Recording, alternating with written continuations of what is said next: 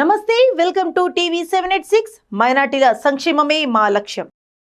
యువత మారక ద్రవ్యాలకు అలవాటుపడి కేసుల పాలై బంగారు భవిష్యత్తు పాడు చేసుకోవద్దని నార్కౌటి వరంగల్ డీఎస్పీ రమేష్ కుమార్ పేర్కొన్నారు. వరంగల్ ఇండస్ట్రీస్ కాలనీలోని నార్కో పోలీస్ స్టేషన్లో ఏర్పాటు చేసిన విలేకరుల సమావేశంలో డీఎస్పీ రమేష్ కుమార్, సీఐ రవీందర్, ఎస్ఐలు శ్రీకాంత్, కుమారస్వామి సిబ్బంది పాల్గొన్నారు. ఈ సందర్భంగా డీఎస్పీ రమేష్ కుమార్ మాట్లాడుతూ, నార్కౌటిక్ పోలీస్ స్టేషన్ అందిన సమాచారం మేరకు ఖమ్మం బైపాస్ రోడ్లో తనిఖీలు చేయగా కరీంనగర్ ప్రాంతానికి చెందిన బుచల ఆదిత్య, గొల్లపల్లి నిఖిల్ అనే ఇద్దరు యువకులు మోటార్ సైకిల్పై 36 కిలోల గంజాయిని తరలిస్తూ పట్టుబడ్డారని, వారిపై కేసు నమోదు చేసి రిమందుకు పంపిస్తున్నట్లు తెలిపారు. యువత మత్తు పదార్థాలకు అలవాటుపడి కేసుల పాలై జీవితాన్ని పాడు చేసుకోవద్దని ఆయన చెప్పారు. ఇద్దరు వ్యక్తులు పోలీస్ స్టేషన్ తీసుకొని వచ్చి కేసు నమోదు చేసినాం. వాళ్ళ పేరేమనగా నిందితుల పేరు ఒకసారి బుచ్చాల ఆదిత్య, ఇతని ఎల్లబోతారం కరీంనగర్ జిల్లా, గొల్లపల్లి నిఖిల్ అలియా సింటూ, ఇతడు రేకుర్తి కరీంనగర్.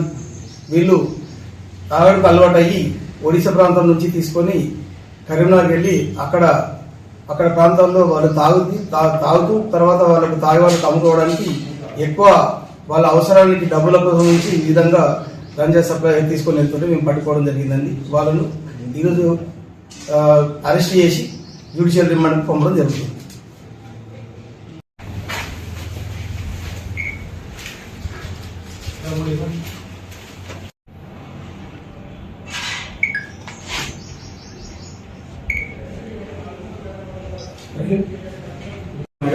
నార్కోటిక్స్ వరంగల్ పిఎస్ తరఫున ముఖ్యంగా ఈ యువకులు చాలా మంది ఇంజనీరింగ్ చదువుతున్నారు. తర్వాత పని లేకుండా ఉన్న యువకులందరూ ఏం చేస్తారంటే దీంట్లో ఏమున్నాయనే ఉత్సవంతో ఈ గంజాకి అలవాటు పడి మద్యపాదాలు వాళ్ళ జీవితాన్ని నాశనం చేసుకుంటున్నారు.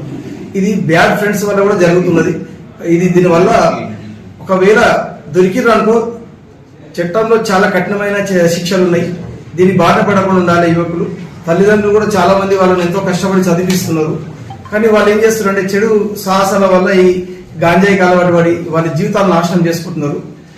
ఏదైనా సమాచారం ఉంటే మాకు 1908 ద్వారా తెలియజేస్తే మేము వాళ్ళ వివరాలు గోప్యంగా ఉంచుతాము. వాళ్ళని తీసుకొచ్చి ఫస్ట్ టైం అయితే వాళ్ళను డిఅడిక్షన్ సెంటర్ పంపించేసి వాళ్ళపైన కేసు లేకుండా చూసుకుంటాము. సెకండ్ టైం మళ్ళీ దొరికితే మాత్రం కేసులు కట్టి రిమాండ్ పంపడం జరుగుతుంది.